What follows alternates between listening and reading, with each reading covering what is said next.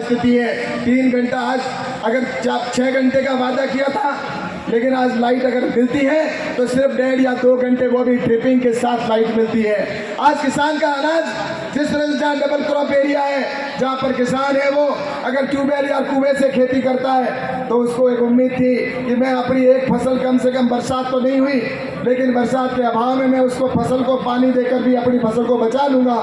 लेकिन मुझे कहते हुए दुख हो रहा है कि राजस्थान के किसानों को वो जो लाइट मिलनी चाहिए थी, वो लाइट नहीं मिलने की वजह से उसकी फसल जल गई। और वहीं पर ये फ्री की बात करते हैं। अरे हमें आपको पूछना चाहता हूँ, आपको फ्री लाइट चाहिए या आपको लाइट चाहिए? मुझे ये बताइए, आपको लाइट चाहिए या फ्री लाइट चाहिए? बताइए। ये अशोक गहलोत की सरकार आज लाइट ट्रिपिंग, आज चाहे वो आप देख लीजिए ग्रामीण क्षेत्र में 10-10 घंटे लाइट की कटौती हो रही है। इस तरह से लाइटों के अंदर जिस तरह से किसानों के साथ में किया। और अब मैं आप सभी को और कहना चाहता हूँ एक चीज, अगर आप किसान के, हम सभी यहाँ किसान परिवार से आते हैं, मैं भी किसान का बेटा हूँ, और मैं आपको कहना चाहता हूँ कि प्रधानमंत्री नरेंद्र मोदी ने फसल बीमा योजना प्रारंभ की। और फसल बीमा योजना जब प्रारंभ की तो किसानों के हित के लिए, किसान का जब फसल का नुकसान हो तो उसको मुआवजा मिले, और इसके पूरे अधिकार राज्य सरकारों को दिया कि राज्य सरकार गिरदावरी रिपोर्ट बनाकर भारत सरकार को समय पर भेजे ताकि किसानों को फसल बीमा मिले।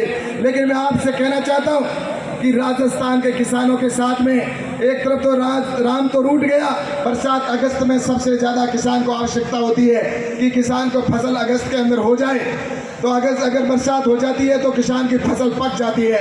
लेकिन इस बार अगस्त में सबसे कम, पिछले कई वर्षों में रिकॉर्ड तोड़ के यहाँ पर बरसात कम हुई, जिसकी वजह से किसानों की खेत के अंदर, उस किसान के आंखों के सामने फसल जल रही है। और इसके बावजूद उसको फसल का गिरदावरी रिपोर्ट करने की आवश्यकता है। अशोक गहलोत को कई बार कह दिया कि आप गिरदावरी रिपोर्ट करके जिन किसानों का नुकसान हुआ है उनकी गिरदावरी रिपोर्ट करके भेजें। लेकिन मैं कहना चाहता हूं कि इस राजस्थान के अंदर सब जगह लोग हड़तालों पर बैठे हैं। ऐसे ही जो हड़ताल पर पटवारी और जो रेवेन्यू के कर्मचारी हैं वो गिरदावरी सारे हड़ताल पर बैठे हैं। पिछला 1 महीना हो गया और गिरदावरी रिपोर्ट नहीं आई, तो आपको बताओ मुझे बाद में कौन करेगा इसकी गिरदावरी की रिपोर्ट? अगर अब नहीं हुई तो आने वाले इनकी मन में अशोक गहलोत के पाप है। और मैं कहना चाहता हूं किसानों का पाप इनको माफ नहीं करेगा, क्योंकि किसानों के साथ में जिस तरह से गिरदावरी रिपोर्ट अभी नहीं करेंगे, इनको पता है कि सरकार तो हमारी आनी नहीं है। ये आने वाले समय के अंदर अभी गिरदावरी रिपोर्ट नहीं हुई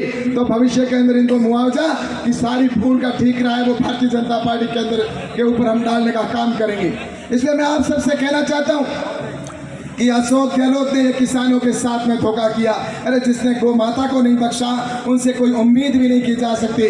लंपी की बीमारी आई, लाखों गायें मर गई, उस समय भी केंद्र सरकार ने बार बार कहा था कि जितना पैसा चाहिए ले जाइए, लेकिन अशोक गहलोत एक ही कहता रहा, अशोक गहलोत कि ये केंद्र का विषय है, केंद्र उसको राष्ट्रीय आपदा घोषित करे। और जब पैसा दे दिया तो उसके बाद में कौन सी घोषणा करनी रह गई?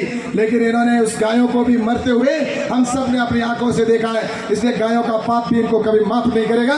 और इसलिए मैं आप सभी इतने विशाल जनसमूह के अंदर आए हुए सबसे मैं कहना चाहता हूँ, ये परिवर्तन की लहर नहीं, ये परिवर्तन की आंधी मैं पिछले कई दिनों से देख रहा हूँ। और निश्चित रूप से राजस्थान की जनता ने मानस बनाया है और इन लोगों ने जिस तरह से सनातन के ऊपर चोट करने का काम किया, आप सबको कहना चाहता हूं, हम सभी सनातन के अंदर यहाँ पर बैठे हैं और मैं आपको कहना चाहता हूं कि सनातन को जिस तरह से गाली देने का काम कर रहे हैं, कोई तो यहाँ पर इनका गठबंधन बना दिया, ये घमंडिया गठबंधन जिसको इन्होंने जिस तरह से बनाकर और उन्होंने किया है कि इस तरह से उन्होंने कहा कि ये सनातन धर्म को समाप्त करने की आवश्यकता है। ये सनातन धर्म जिस तरह से उन्होंने कहा कि ये एक तो तरह से डेंगू है, इन्होंने यहाँ तक कहा कि एड्स है। इस तरह के कहने के बाद में इनके नेता और उनके जिस तरह से कांग्रेस के जो है राष्ट्रीय अध्यक्ष हैं उनके द्वारा उसको जिस तरह से स्वीकृति दी, आने वाले समय के अंदर इस सनातन धर्म को ना तो कोई कर पाया है और न भविष्य के अंदर कोई कर पाया है।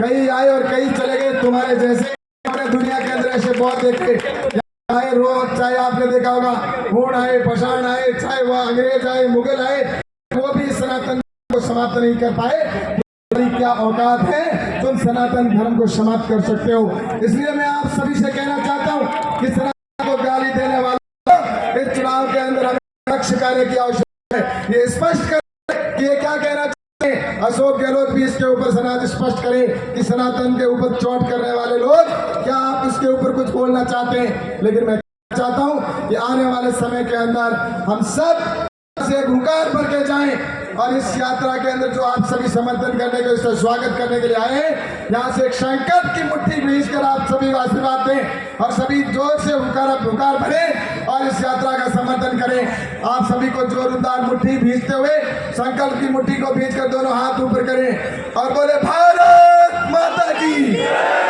भारत माता की। धन्यवाद। जय हिंद, जय भारत। बहुत बहुत धन्यवाद आदरणीय कैलाश जी चौधरी साहब का।